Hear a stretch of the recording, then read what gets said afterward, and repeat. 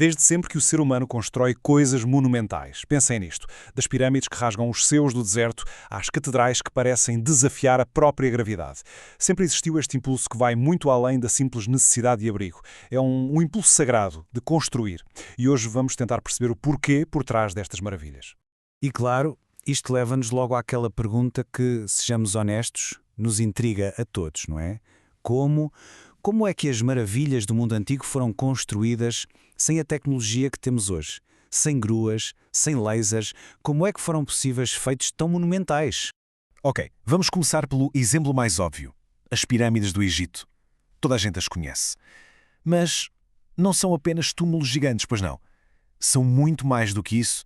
São monumentos de uma precisão astronómica, perfeitamente alinhados com as estrelas. É um autêntico quebra-cabeças de pedra que ainda hoje desafia o tempo. Ou então, pensem nisto. Os templos monolíticos da Índia. A loucura aqui é que eles não foram construídos, foram esculpidos. Esculpidos a partir de uma única rocha. Imaginem só, cada detalhe, cada estátua. Foi como se libertassem a forma que já estava dentro da montanha, como se sempre lá estivesse. E se formos para as Américas, então... Uau! Temos cidades como Machu Picchu, construídas em total harmonia com as montanhas sagradas que as rodeiam. Não é uma arquitetura que quer dominar a natureza, sabem? É uma que dialoga com ela. E isso revela uma sabedoria ecológica que, curiosamente, nós hoje tentamos desesperadamente redescobrir. Ok, então, como é que se explica tudo isto? A chave, se calhar, não está na pedra em si, mas no projeto invisível que está por trás. O verdadeiro objetivo ia muito para além de simplesmente erguer paredes. Tratava-se de construir um significado.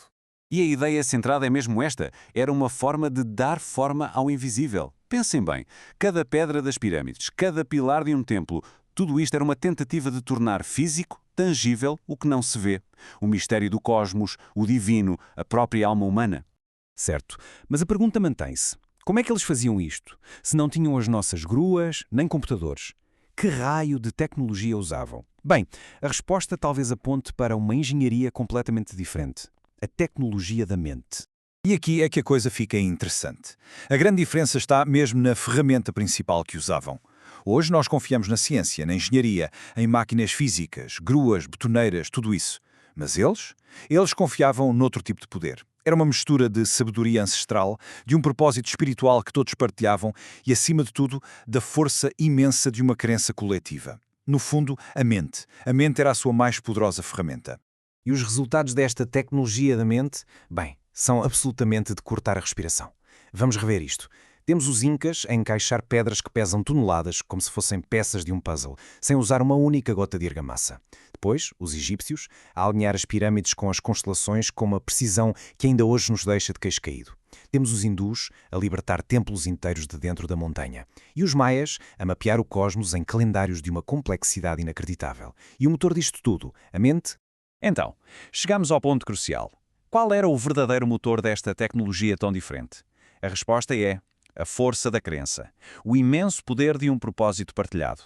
Hoje em dia, os psicólogos até têm um nome para isto: energia simbólica partilhada. Basicamente, é aquela força incrível que surge quando um grupo de pessoas se une a acreditar na mesma coisa, a trabalhar para o mesmo objetivo. É o que permite que milhares de pessoas ajam como se fossem um só corpo, movidas pela mesma convicção. Claro que as religiões já conhecem este poder há milénios e chamam-lhe uma coisa muito mais simples: fé. E isto leva-nos a uma ideia mesmo poderosa. Talvez a razão pela qual estas construções ainda estão de pé não seja só por causa da solidez da pedra. Talvez seja por causa da força da intenção com que foram erguidas. É quase como se a energia mental e espiritual de milhares de pessoas tivesse sido infundida em cada bloco, tornando-os praticamente eternos. Mas a coisa vai ainda mais fundo, porque construir não é só sobre empilhar pedras. É sobre fazer uma declaração ao universo. É, no fundo, a forma que a humanidade encontrou para desafiar a própria eternidade. É isso mesmo. No seu sentido mais profundo, construir é desafiar o tempo. É a nossa forma de lutar contra a nossa própria mortalidade. Deixar uma marca, algo que fique cá muito depois de nós partirmos, algo que sobreviva à passagem das gerações. Cada templo, cada pirâmide é uma afirmação. É o ser humano a gritar ao universo: ei, eu também existo, eu também sou capaz de criar. É uma manifestação pura de poder criativo, quase como um espelho da própria criação consagrante.